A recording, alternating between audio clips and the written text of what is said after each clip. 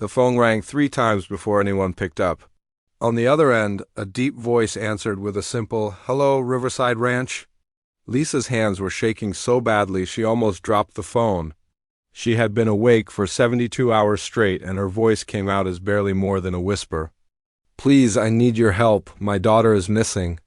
The rancher on the other end paused.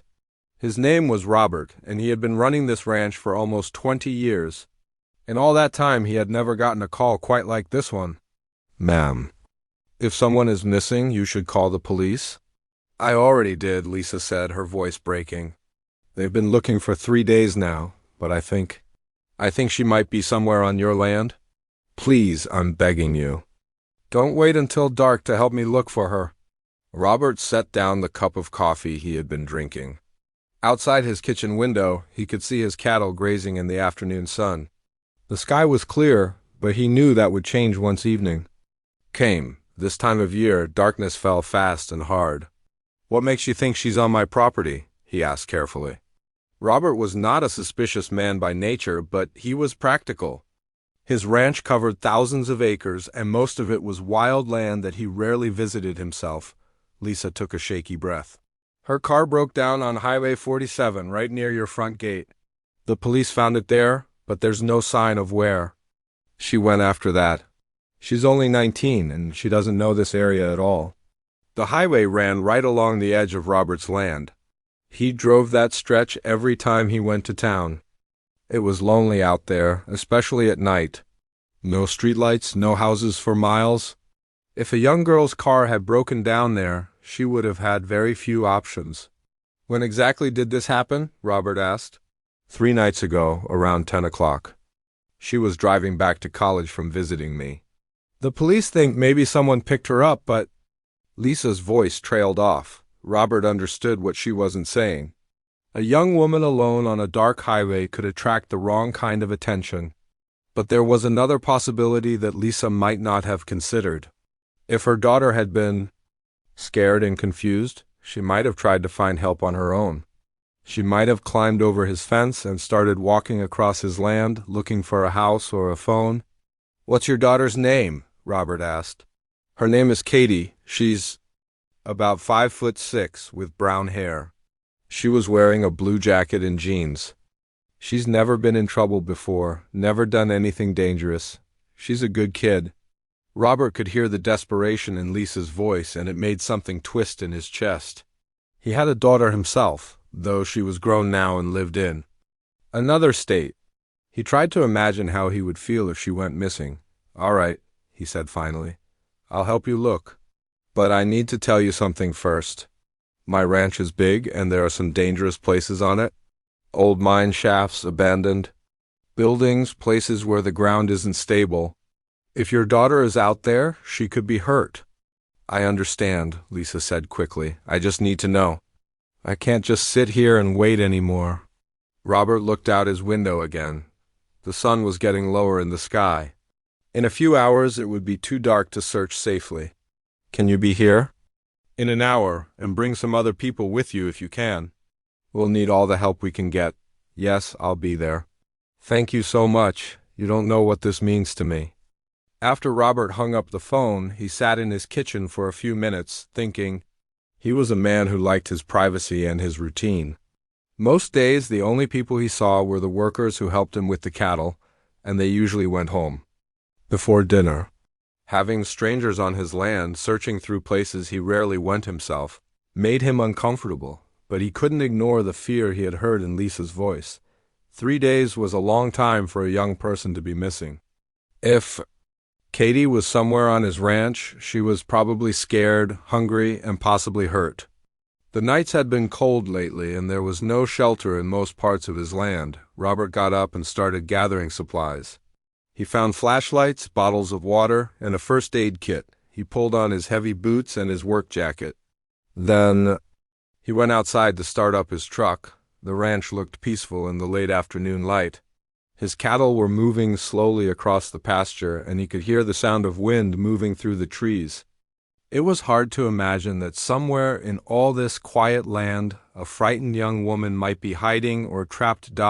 As he drove toward the front gate to wait for Lisa, Robert thought about all the places on his ranch where someone could get lost or hurt.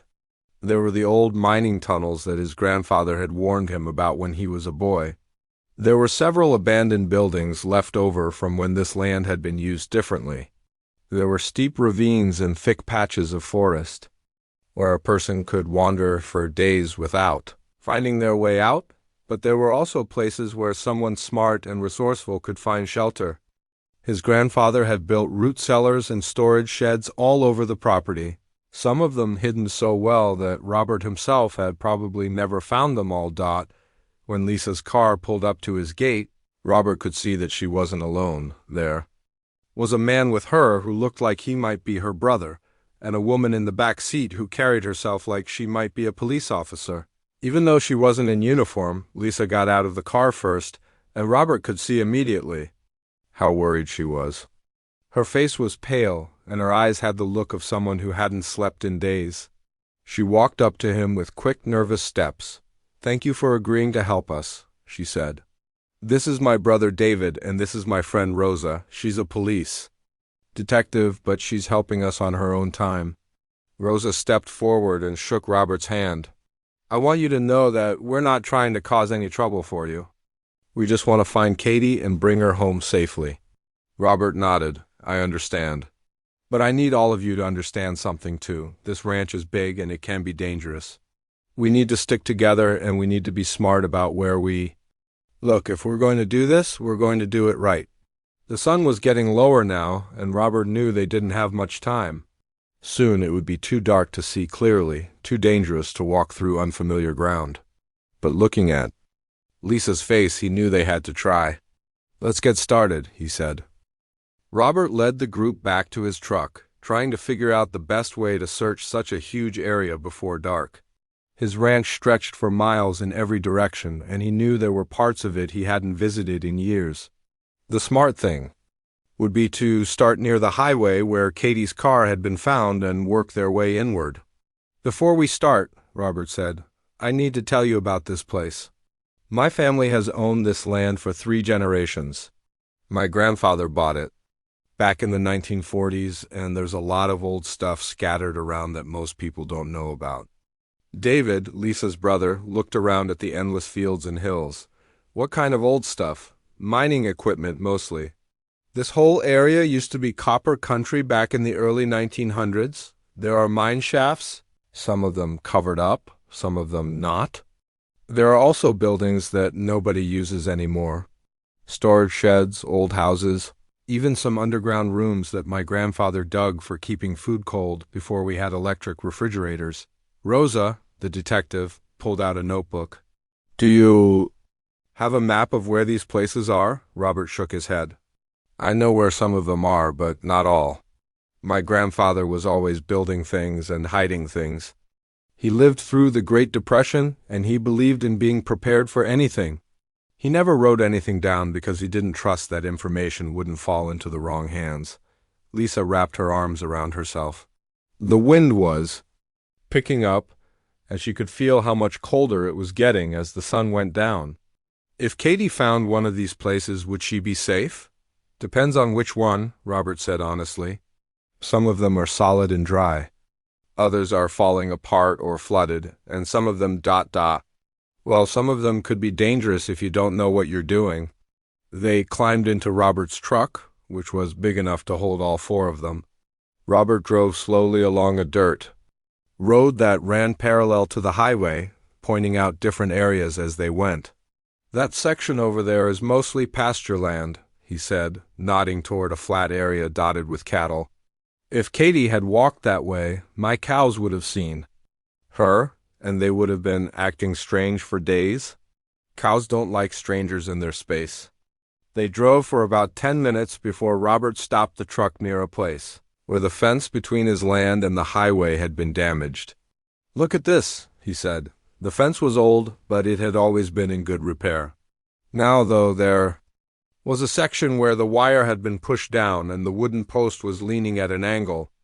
It looked like someone had climbed over it recently. Rosa got out of the truck and examined the fence more closely. "This damage is fresh," she said. "Probably happened within the last few days." Lisa felt her heart start beating faster. Do you think Katie came this way? It's possible, Rosa said. If her car broke down right around here, and she was scared to wait alone on the highway, she might have thought she could find help by walking across your land toward those lights. Robert followed Rosa's gaze and saw what she was looking at. About a mile away, up on a hill, there were indeed some lights visible. They came from a neighbor's house, but from where they were standing, Katie wouldn't have known that. She would have just seen lights and thought that meant safety. The problem is, Robert said, the way to those lights isn't straightforward. There are hills and valleys in between, and some thick woods. If she tried to walk there in the dark, she could have gotten lost pretty easily. David looked at his watch. How long would it take to walk there? For someone who knows the land, maybe 30 minutes. For someone who doesn't know where they're going, especially in the dark, could take hours, or they might never make it at all. The group got back in the truck and Robert drove them along the route that Katie might have taken. The road was rough and several times they had to stop so Robert could move fallen branches or navigate around large rocks. This is why I don't come out here very often, Robert explained. This part of the ranch is mostly wild. I use it for hunting sometimes, but that's about it. As they drove deeper into the ranch, the landscape changed. The flat pasture land gave way to rolling hills covered with trees. There were several places where small creeks crossed the road, and Robert had to drive carefully to avoid getting stuck in the mud. Stop, Rosa said suddenly. Robert hit the brakes. What is it? Rosa was looking out her window at something in the trees. There, hanging on that branch. Is that fabric? Robert and David got out of the truck to look. Sure enough, there was a small piece of blue cloth caught on a low tree branch, about 6 feet from the road. Lisa scrambled out of the truck and ran over to them. When she saw the fabric, she started crying. That's from Katie's jacket. I'm sure of it. She was wearing a blue jacket exactly like that. Rosa carefully removed the fabric from the branch and examined it. This is definitely fresh. It hasn't been here long enough to fade or get weathered. Robert looked around the area where they had found the fabric. The ground was soft here because of a nearby creek, and he could see what looked like footprints in the mud. They were small, about the right size for a young woman. She came this way, he said. But look at these prints. They're not heading toward the lights anymore. They're going deeper into the ranch, toward the old section. David frowned. Why would she do that? Robert studied the footprints more carefully. There were several sets of them, and they seemed to move in different directions like someone who was confused or lost. Maybe she got turned around in the dark. Or maybe she saw something that scared her and she ran. Lisa felt a chill that had nothing to do with the cold air. What could have scared her? Could have been anything, Robert said. An animal, maybe. We have coyotes and mountain lions out here. Or maybe she heard something that made her think someone was following. Rosa was taking pictures of the footprints with her phone. These prints tell a story. Look at how deep they are here and how far apart. She was running when she made these ones. The group followed the footprints for about 100 yards before they disappeared on harder ground. Robert looked around, trying to orient himself. If she kept going in this direction, he said, she would have ended up in the old mining section. That's where most of my grandfather's buildings are. The sun was almost down now and the shadows were getting long. Robert knew they would need to use flashlights soon, which would make the search much more difficult and dangerous. How far is it to the mining section? Lisa asked. About another mile. But it's rough country, and there are a lot of places where someone could get hurt or trapped. David looked at his sister. We have to keep going. Lisa nodded, even though she was scared of what they might find. Katie's out there somewhere. She's been out there for 3 days. We can't stop now. Robert started the truck again. All right. But from here on, we need to be extra careful. And if it gets too dark, we'll have to come back tomorrow with more people and better equipment. As they drove toward the old mining section, none of them spoke. They were all thinking the same thing. If Katie had been out here for 3 days, injured or trapped, time was running out. The truck bounced and jolted as Robert drove them deeper into the old mining section of his ranch. The road here was barely a road at all. just 2 tire tracks separated by a strip of weeds and rocks. Lisa gripped the door handle so tightly her knuckles turned white, but she didn't complain. Every minute they spent driving was another minute that Katie was out there alone. "This is as far as we can take the truck," Robert said as he pulled to a stop near a cluster of old buildings. "From here, we'll have to search on foot." They all got out and looked around. The mining section was like stepping back in time. There were several wooden buildings in various states of decay, their roofs sagging and their walls weathered gray. Rusty pieces of mining equipment sat scattered around like the bones of some ancient metal creature. Rosa pulled out her flashlight and tested it, even though there was still a little daylight left.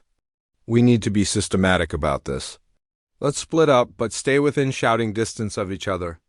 "I don't think we should split up," Robert said. "Some of these buildings aren't safe. The floors could give way, or there could be animals inside. Bears, mountain lions, even rattlesnakes." David looked around nervously. Maybe Robert's right. We should stick together. But Lisa was already walking toward the nearest building. "We don't have time to search everything together. We need to cover as much ground as possible before it gets completely dark." Robert caught up with her. "At least let me go into the buildings first. I know this place better than you do, and I know what to look for." The first building they searched had obviously been some kind of equipment storage. It was filled with old mining tools, most of them covered in rust and spider webs. The floor was solid, but the air inside was thick and dusty. Robert called Katie's name several times, but there was no answer. Meanwhile, Rosa and David were checking a smaller building that might have been an office or a bunkhouse. The door was hanging off its hinges, and the windows were broken. Inside, they found old papers scattered around, but no sign that anyone had been there recently. "Nothing here," Rosa called to the others. They regrouped and moved on to the next set of buildings. This part of the search was frustrating because there were so many places to look, and most of them turned out to be empty. Old mining sites were full of nooks and crannies where someone could hide or get trapped. But they were also full of places that looked promising but led nowhere. As they searched, Robert told them more about the history of the place. "My grandfather worked these mines when he was young, before they played out. He always said the miners were a tough bunch, but they looked out for each other. Nobody went into the mines alone, and nobody got left behind." Lisa found that story comforting, but she was getting more worried with each empty building they searched. "How many more places are there?" "Hard to say," Robert admitted. "Like I told you, my grandfather built things all over this ranch. Some of them I know about, some of them I've stumbled across over the years, and some of them are probably still hidden." They came to a building that was larger than the others and in better condition. It had been some kind of workshop with heavy wooden tables and shelves along the walls. But what caught their attention was something else entirely. "Look at this," David said, pointing to one of the tables. There were fresh scratches in the wood, like someone had been trying to carve something with a rock or a piece of metal. The scratches were rough and hard to read, but they looked like they might be letters. Rosa examined the scratches with her flashlight. "It's hard to tell, but this could say help. And look here, there are some other marks that might be an arrow." Lisa felt her heart racing. Katie always carries a house key on her keychain. She could have used that to scratch these marks. Robert studied the scratches and the direction the arrows seemed to be pointing. "If this is from Katie, and if this arrow means something, it's pointing toward the old mine entrance." "There's an actual mine entrance?" Rosa asked. "Yeah, but it's supposed to be sealed up. My grandfather closed it off years ago because it was dangerous." They followed the direction of the arrow, walking carefully in the growing darkness. Robert led the way with his flashlight, warning the others about holes in the ground and loose rocks. The mine entrance was about 200 yards from the workshop, built into the side of a hill. True to Robert's word, it had been sealed with wooden boards and metal sheets. But when they got closer, they could see that some of the boards had been pulled loose. "Someone's been here," Rosa said. "These boards have been moved recently." Robert shined his flashlight through the gap in the boards. "Katie," he called, "are you in there?" They all held their breath. listening for an answer. For a moment, there was nothing but the sound of wind moving through the trees. Then they heard something that made Lisa gasp. It was faint, but it sounded like someone tapping on rock. "Katie!" Lisa shouted. "Katie, is that you?" The tapping came again, more urgent this time. It was definitely coming from inside the mine. Robert started pulling the loose boards away from the entrance. "Help me get these off. But be careful, we don't know how stable this is." Working together, they managed to clear enough boards to create an opening big enough for a person to crawl through. Robert shined his flashlight into the mine tunnel, but the light didn't reach very far. "Katie!" He called again. This time they heard a voice. It was weak and hoarse, but it was definitely human. "Help, ... Lisa started to crawl toward the mine entrance, but Robert stopped her. "Wait, I need to go first. Mines are dangerous, especially old ones like this. The air could be bad or the roof could cave in. I'm not waiting out here while my daughter is trapped in there," Lisa said firmly. Rosa put a hand on Lisa's shoulder. "Let Robert check it out first. If it's safe, we'll all go in. But if something happens to you, we can't help Katie." Robert squeezed through the opening and disappeared into the darkness.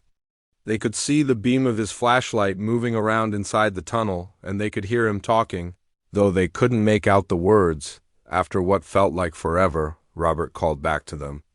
"It's okay to come in, but move slowly. And watch your heads. The tunnel gets low in some places." One by one, they crawled through the opening into the mine. The air inside was cold and damp, and it smelled like wet rock and rust.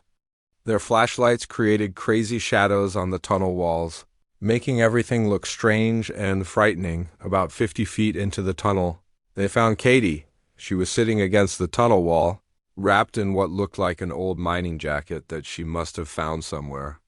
She was conscious, but she looked exhausted and scared. When she saw Lisa, she started crying. "Mom," she whispered, "I thought you'd never find me." Lisa knelt down and hugged her daughter tightly. "We're here now. You're safe." But even as she said it, Lisa knew they weren't really safe yet. They were all trapped in an old mine tunnel, in the dark, with no easy way to get Katie out if she was too weak to walk. In the dim light of their flashlights, Katie looked like she had been through a terrible ordeal. Her blue jacket was torn and dirty, her hair was tangled, and there were scratches on her hands and face.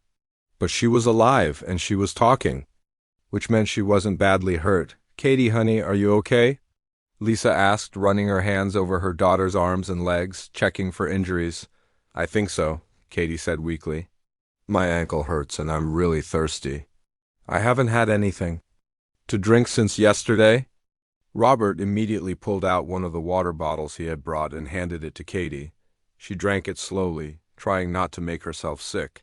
"Can you tell us what happened?"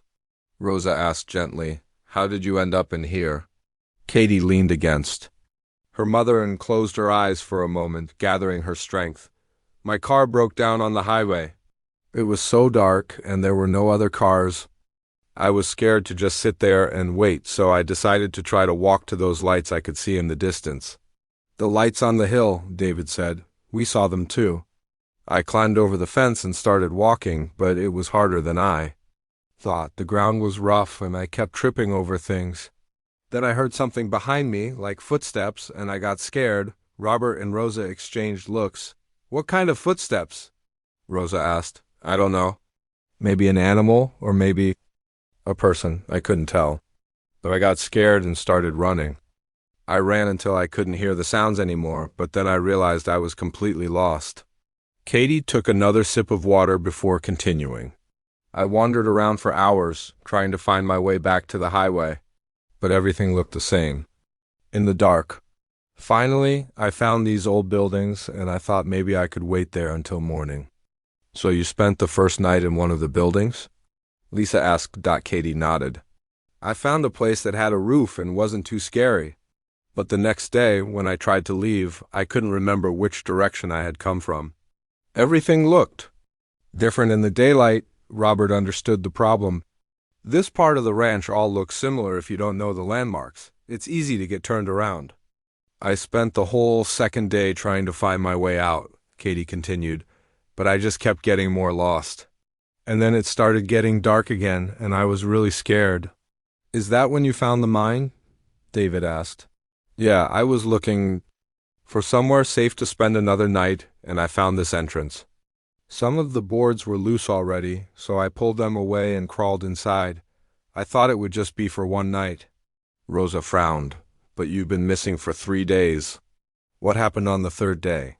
Katie's voice got quieter. When I tried to leave yesterday morning, I couldn't get the boards moved from the inside. I think they shifted when I was sleeping, or maybe the wind blew them back into place. I've been trapped in here ever since. Lisa felt a chill run down her spine. If they hadn't found Katie today, she might have been trapped in the mine for much longer. The important thing is that we found you, Robert said. Now we need to get you out of here safely. Getting Katie out of the mine turned out to be more complicated than getting in had been. Her ankle was swollen and painful, which made it hard for her to crawl. The tunnel was narrow and low, which made it impossible for anyone to carry her. I think I can make it if someone helps me, Katie said. Trying to sound braver than she felt, Robert and David worked together to support Katie as they slowly made their way back toward the mine entrance. Rosa and Lisa followed behind, making sure Katie didn't fall or get hurt worse. The trip back through the tunnel felt like it took forever. Several times, Katie had to stop and rest because her ankle was hurting too much. But finally they saw natural light ahead of them, which meant they were almost at the entrance.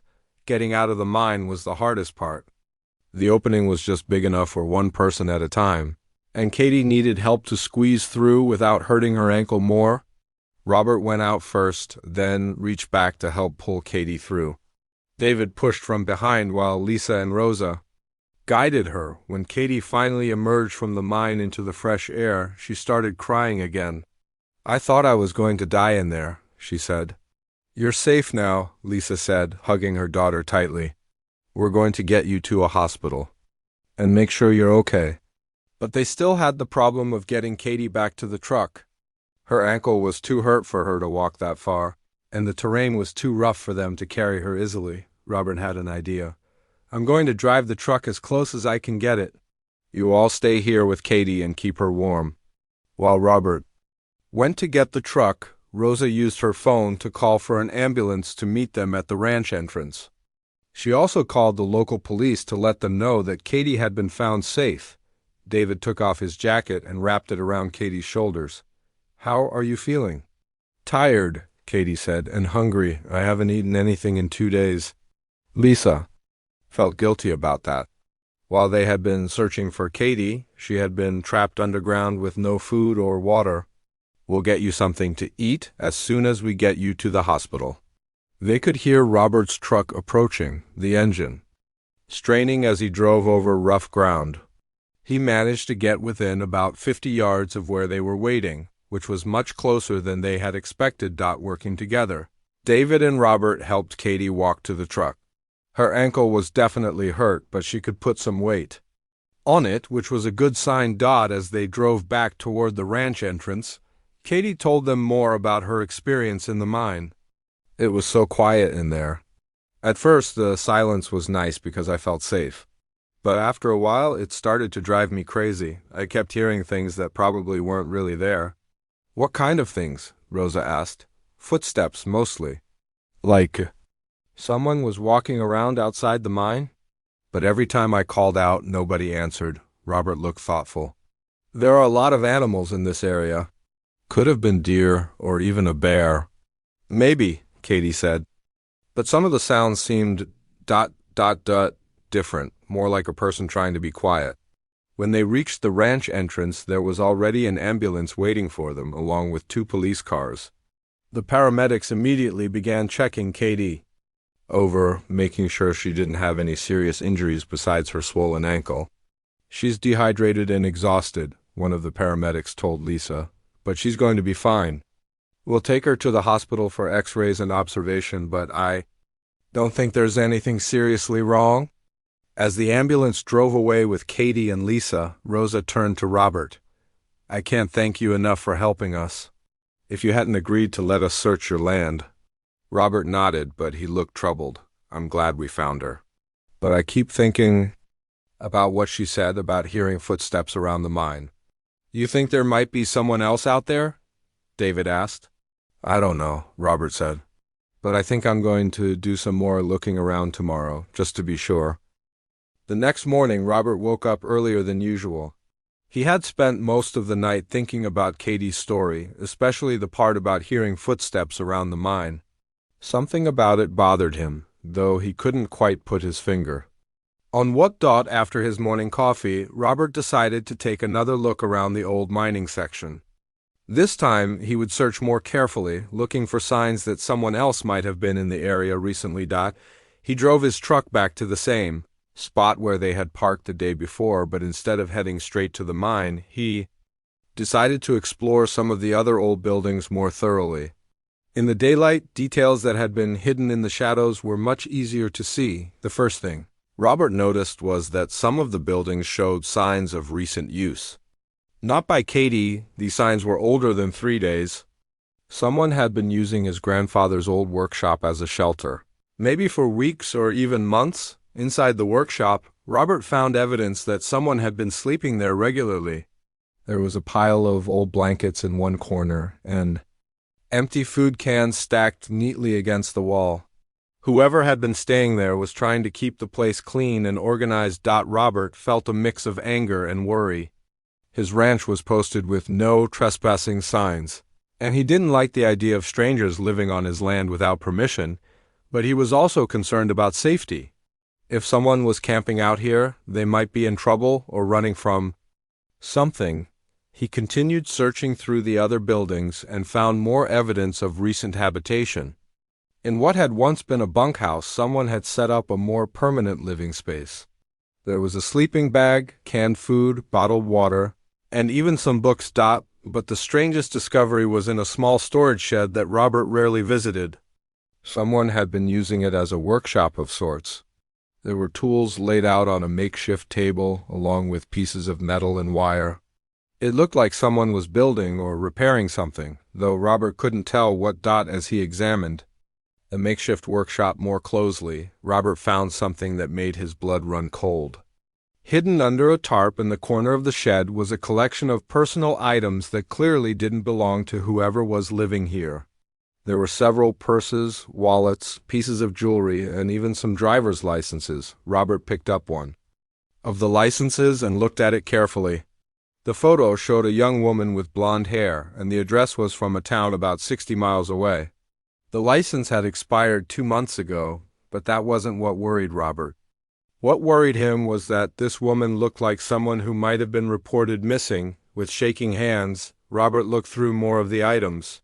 There were at least 6 different driver's licenses, all belonging to young women between the ages of 18 and 25. There were also cell phones, car keys, and other personal items that people would never willingly leave behind. Robert's mind raced as he tried to figure out what to do. He knew he needed to call the police immediately, but he also knew that whoever was collecting these items might come back at any time. If they found Robert here, going through their things, he could be in serious danger. He quickly took pictures of everything with his cell phone, being careful not to disturb the arrangement of items too much. Then he carefully replaced the tarp and backed out of the shed. Robert's hands were shaking as he pulled out his phone to call Rosa, the detective who had helped search for Katie.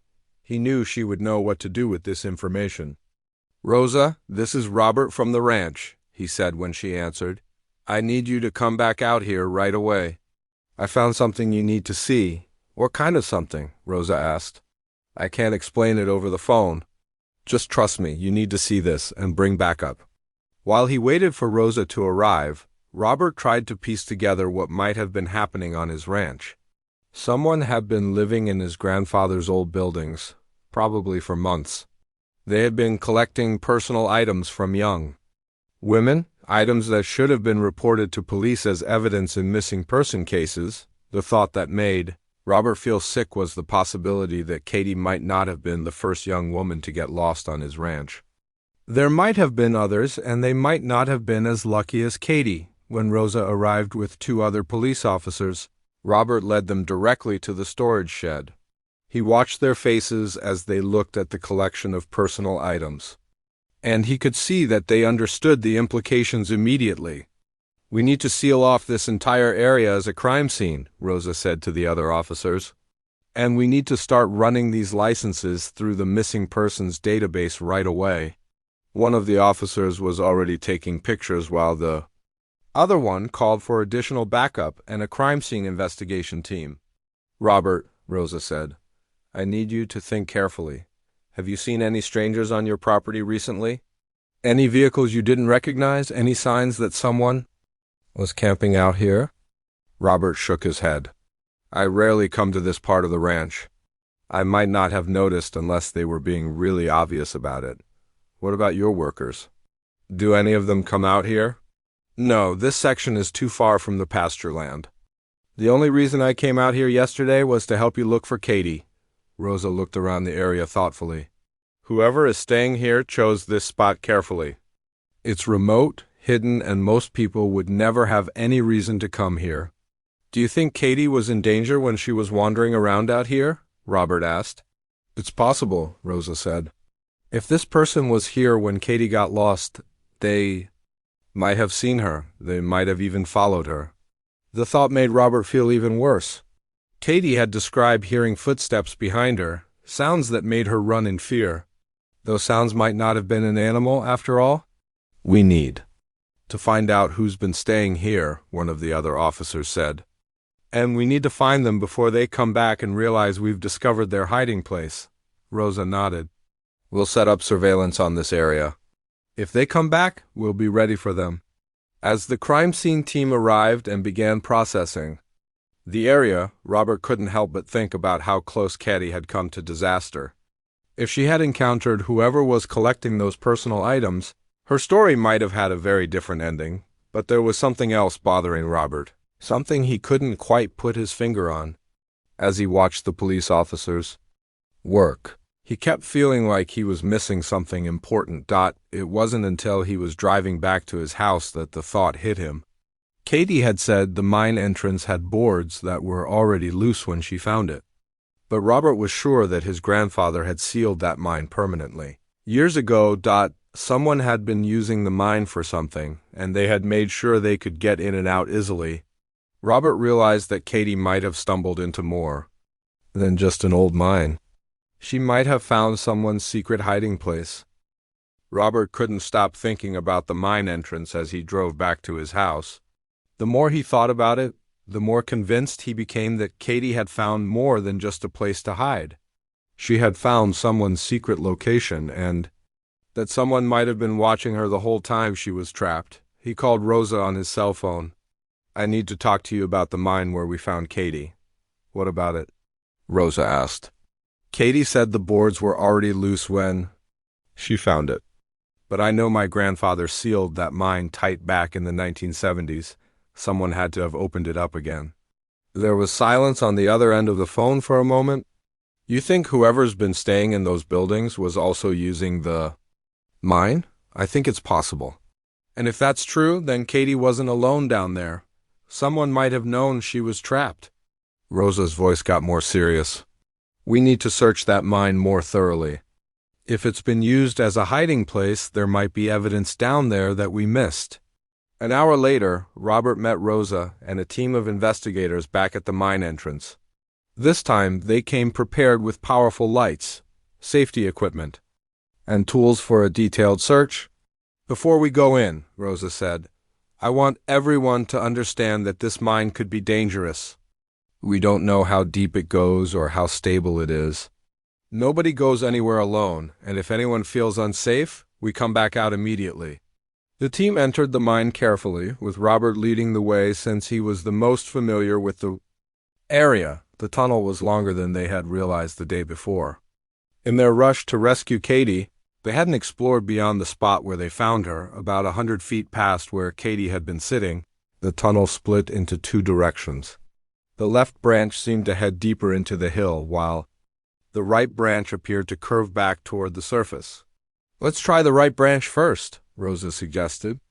If someone was using this mine as a hideout, they would want a way to get out quickly if they needed to. The right branch of the tunnel led to another entrance that had been completely hidden from the outside by trees and bush. This entrance hadn't been sealed at all, and it looked like it had been used recently. There were footprints in the dirt, and signs that someone had been moving in and out regularly. This is how they were getting in and out without being seen, one of the investigators said.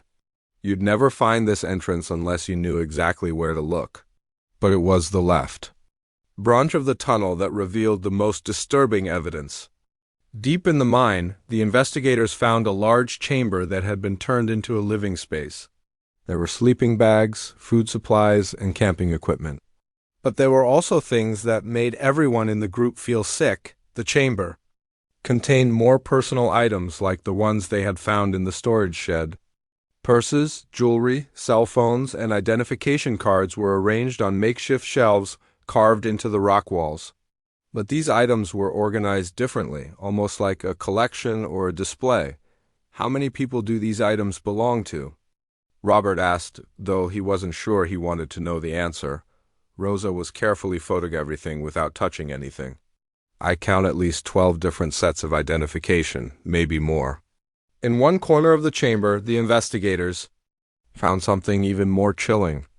There was a notebook filled with handwritten entries, like a diary or a logbook. The entries described watching people, following them, and waiting for the right opportunity to approach them.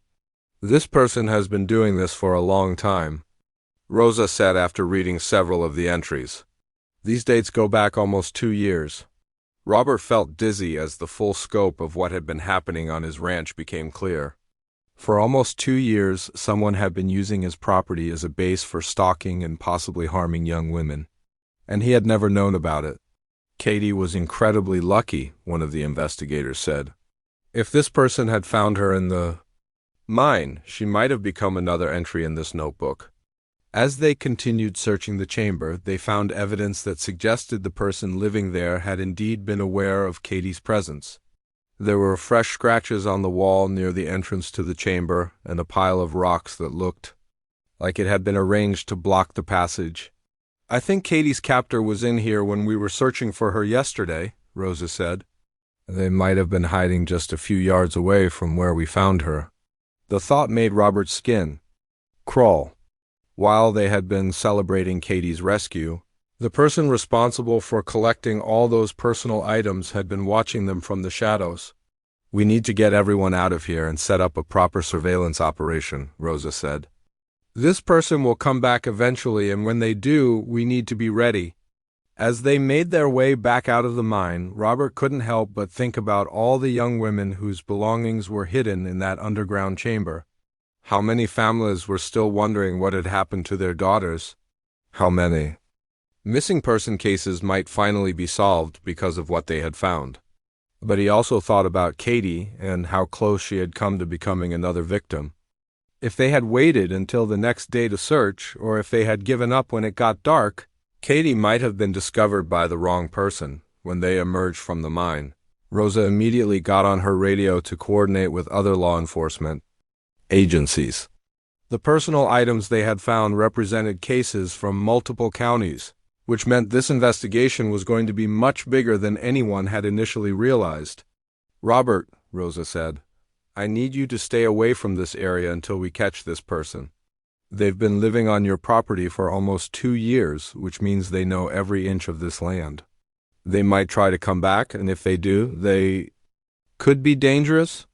Robert nodded, but he knew it would be hard to stay away. This was his land, his responsibility. He felt like he should have known what was happening, should have done something to prevent it. This isn't your fault, Rosa said, reading his expression. This person chose your property specifically because it was remote and because you don't come out here often. They were counting on staying hidden. As Robert drove back to his house, he thought about calling Lisa to tell her what they had discovered, but then he decided against it. Katie was safe now and she was recovering in the hospital.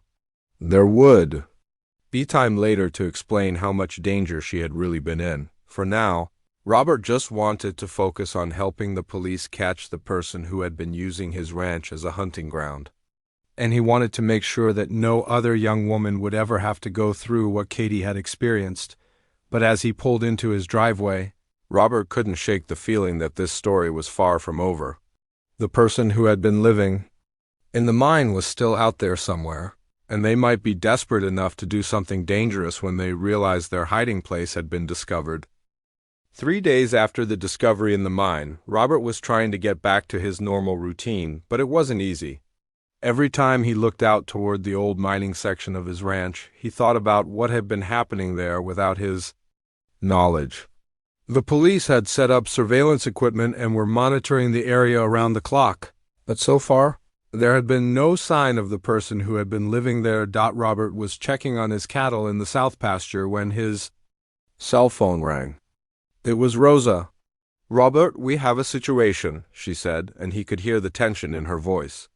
"Our surveillance picked up movement in the mining area about an hour ago. Someone is back." Robert felt his heart start beating faster. "Did you catch them?" "Not yet. We're being careful because we don't want to spook them into running before we can identify who they are. But we need you to stay close to your house and keep your doors locked." "Why? Do you think they might come to the house?" "We don't know what this person might do when they realize we found their hiding place. They might panic and panicked. People can be unpredictable."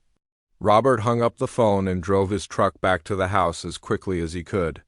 But as he pulled into his driveway, he noticed something that made his blood run cold.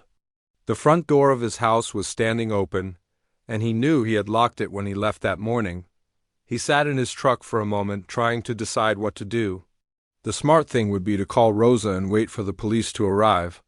But what if someone was inside his house right now, going through his things or worse? Robert reached into his glove compartment and pulled out the handgun he kept there for dealing with dangerous animals. He checked to make sure it was loaded, then slowly got out of his truck. The house was quiet as Robert approached the front door. Too quiet. He could usually hear the hum of the refrigerator or the ticking of the old clock in the living room, but now there was nothing. "Hello?" Robert called out. "Is anyone there?" There was no answer, but Robert heard a small noise from the direction of the kitchen, like someone bumping into furniture. Robert pushed the front door open wider and stepped into the house. His living room looked normal, but he could see that someone had been looking through the papers on his desk.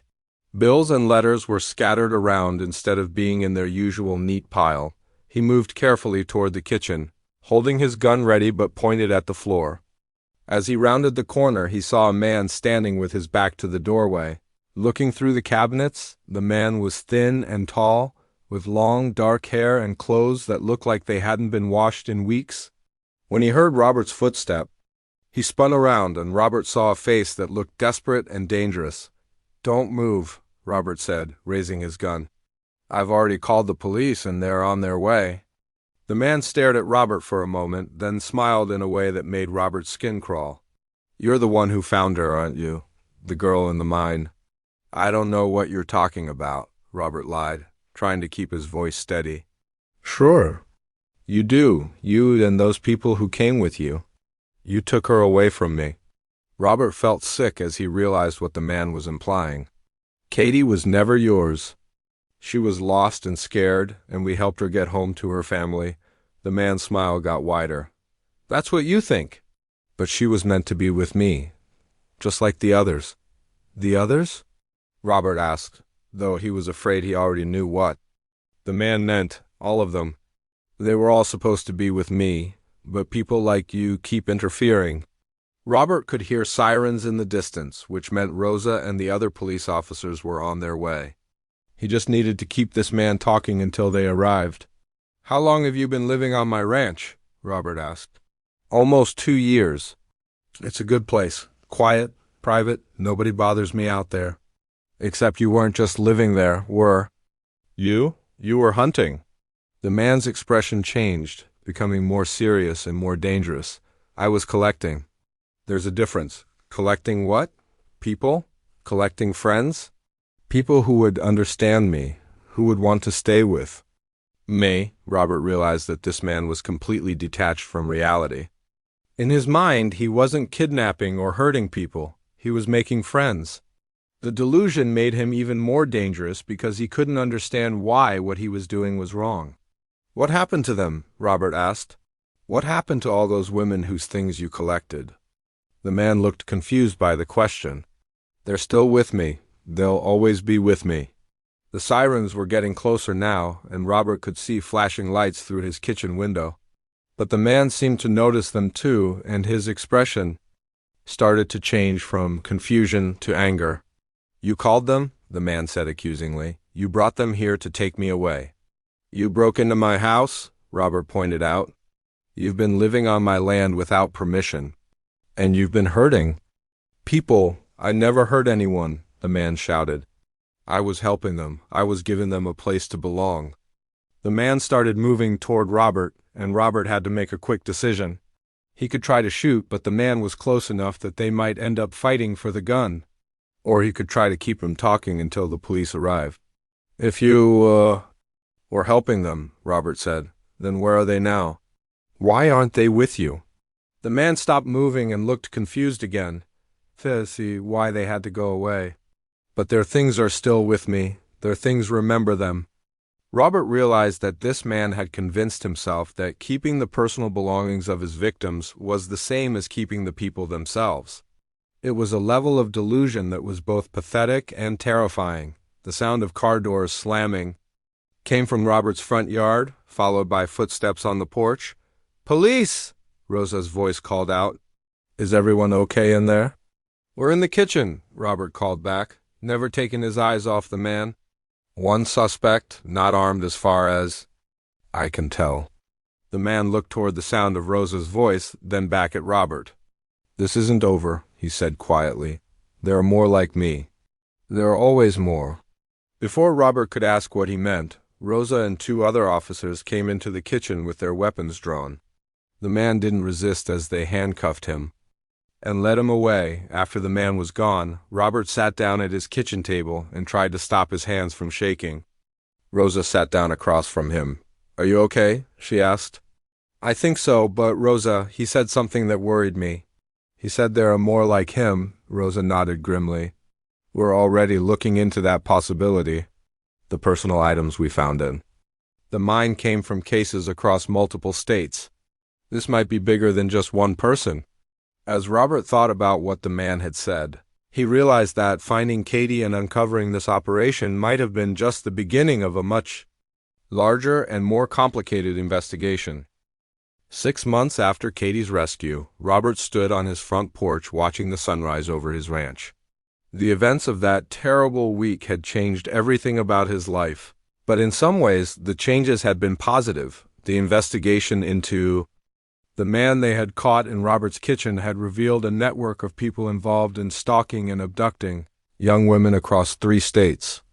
The man's real name was Vincent Hayes, and he had been working with at least 4 other people who used similar methods to target victims in remote areas. Thanks to the evidence found in the mine and the information Vincent provided during questioning, police were able to solve 12 missing person cases. 8 of the women were found alive, being held at various locations. 4 others had been killed, but their families finally had answers about what had happened to them. Robert's ranch had become a key piece of evidence in the investigation. And for several months it had been crawling with FBI agents, forensic specialists, and other investigators. They had searched every building, every tunnel, and every hiding place on the property. The attention had been overwhelming at first, but Robert had gradually come to appreciate the thoroughness of the investigation. He wanted to make sure that every piece of evidence was found, every victim was identified, and every person responsible was caught. The mine where Katie had been trapped was now permanently sealed, not just with boards, but with concrete and steel. Robert had personally supervised the work, making sure that no one could ever use that place to hurt someone again. But the most significant change in Robert's life was that he was no longer alone on the ranch. After the investigation concluded, he had decided to hire additional help, not just for the cattle work, but for security and maintenance of the property. His new employees included Jake Morrison, a former police officer who lived in a cabin near the ranch entrance, and Patricia Lopez, a veterinarian who helped care for the cattle and also served as a general manager for ranch operations. Having other people around made Robert feel safer, but it also made him realize how isolated he had become over the years. He enjoyed having people to talk to at the end of the day, and he liked knowing that if anything unusual happened on the ranch, there would be witnesses. On this particular morning, Robert was expecting visitors. Lisa and Katie were coming for their monthly visit, something that had become a tradition since Katie's rescue. At first, Robert had been surprised that Katie wanted to return to the ranch at all. He would have understood if she never wanted to see the place again. But Katie had explained that visiting the ranch helped her process what had happened to her. "I don't want to be afraid of this place," she had told Robert during one of their conversations. "If I let fear control me, then Vincent wins. This ranch is where I was saved, not just where I was trapped." Katie had been in therapy since her rescue, working through the trauma of her experience. But she had also become an advocate for other missing person cases, working with families who were going through what her mother had gone through. When Lisa and Katie arrived, Robert was struck by how much stronger Katie looked compared to 6 months ago. She had gained back the weight she had lost during her ordeal, and there was a confidence in her manner that hadn't been there before. "How are things going with the new security system?" Lisa asked as they walked around the ranch. Robert had installed cameras and motion sensors throughout the property, especially in the remote areas where Vincent had been living. "So far, so good. We haven't had any unwanted visitors, and it gives me peace of mind knowing that we'd know if anyone tried to set up camp out here again." They walked past the old mining buildings, which Robert had decided to tear down rather than leave standing as potential hiding places for future trespassers. The buildings were gone now, replaced by open pasture land where his cattle could graze safely. "Do you ever think about Vincent and the others?" Katie asked. Robert considered the question carefully. "I think about them every day. Not because I'm afraid of them, but because I want to make sure I never forget how important it is to pay attention to what's happening on my own land." Vincent Hayes had been sentenced to life in prison without the possibility of parole. 3 of his accomplices had also been caught and sentenced to long prison terms. The fourth accomplice was still being sought by law enforcement, but the network had been effectively dismantled during the trial. Robert had learned more details about how the network operated. They targeted young women who were traveling alone, often causing their cars to break down in remote areas and then offering help. The victims would be taken to hidden locations like the mine on Robert's ranch, where they were held until the network decided what to do with them. The knowledge that such evil had been operating on his property for almost 2 years still bothered Robert, but he had learned to focus on the positive outcomes rather than dwelling on what might have been. As they continued their walk, Katie told Robert about her work with missing person advocacy groups. "We're trying to set up better communication systems between law enforcement agencies in different states. One of the reasons Vincent's network was able to operate for so long was that the different cases weren't being connected."